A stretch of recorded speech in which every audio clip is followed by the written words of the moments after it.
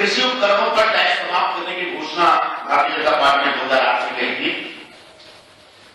Tax अभी भी जारी है। इसमें घोषणा पत्र में उसकी चर्चा नहीं की थी।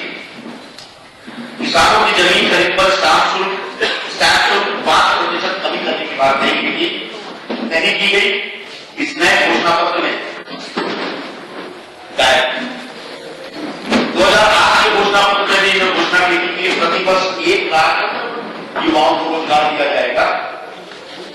इस बार भी इस घोषणा पत्र में भी यही घोषणा है। पिछली बार की कागजी घोषणा थी, कितने लोगों को रोजगार दिया है हमारा सवाल है। आगे पिछले 10 वर्ष में जब लोगों को रोजगार नहीं दे पाए तो आगे क्या रोजगार देंगे, इसकी गारंटी नहीं दी जा सकती। हाँ, रोजगार की जगह उन्होंने स्वयं रोजगार शब्द का इस्तेमाल किया। मतलब पहले वो कह रहे थे कि हम रोजगार का अवसर सृजित करेंगे, 1 लाख रोजगार का अवसर सृजित करेंगे प्रत्येक वर्ष। अब उन्होंने कहा है कि प्रत्येक वर्ष 1 लाख लोगों को रोजगार दिया जाएगा, यानी स्वयं रोजगार दिया जाएगा, यानी आने वाले 5 वर्षों में 5 लाख लोगों को स्वयं रोजगार की व्यवस्था करके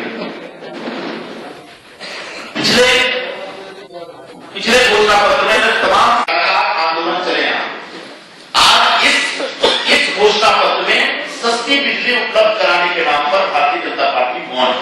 अगर आप महाराष्ट्र जैसे राज्यों की बात करेंगे तो वहां 3-3.5 रुपए या 3 रुपए 87 पैसे की दर पर बिजली उपलब्ध होती है, जबकि यहाँ पर अलग अलग दरों को देखा जाए कि 5.5 या 4.5, लेकिन 3 रुपए 87 पैसे की दर से कहीं बिजली उपलब्ध है। तो सस्ती बिजली की अपेक्षा की किसानों की, जिसके तहत इन्होंने सरेआम धोखा दिया है। पिछले 2008 में घोषणा की थी टेक्सटाइल पार्क का निर्माण किया जाएगा। केंद्र सरकार द्वारा व्यापक सहायता के बावजूद राज्य में एक भी टेक्सटाइल पार्क का निर्माण नहीं हुआ।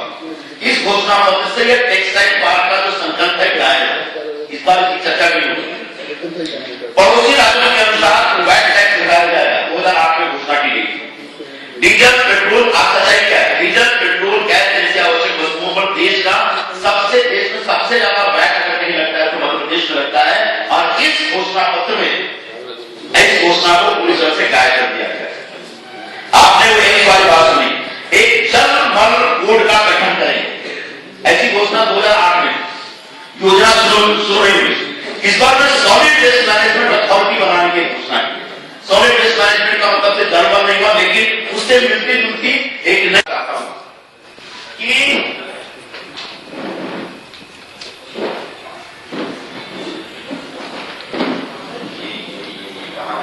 जो ये 1 रुपए किलो चावल की योजना है, इसकी सच्चाई समझने की कोशिश करते हैं। बोले कि 2008 से हम ये योजना चला रहे हैं, 2 रुपए किलो गेहूं, 1 रुपए किलो चावल है, 2 रुपए किलो चावल, 1 रुपए किलो गेहूं और नमक, ये पूरी योजना बीपीएल के लिए केंद्र सरकार ने आज हमारी नकल की है, ऐसा ही घोषणा पत्र में लिखा है। लोग बड़ा ढूंढ नहीं पाते। केंद्र सरकार की योजना जो कि पार्लियामेंट द्वारा पारित एक कानून पर आधारित है, जिसके तहत इस देश के हर व्यक्ति को भोजन का अधिकार दिया गया है। और ये योजना, हमारी योजना बीपीएल के लिए नहीं है।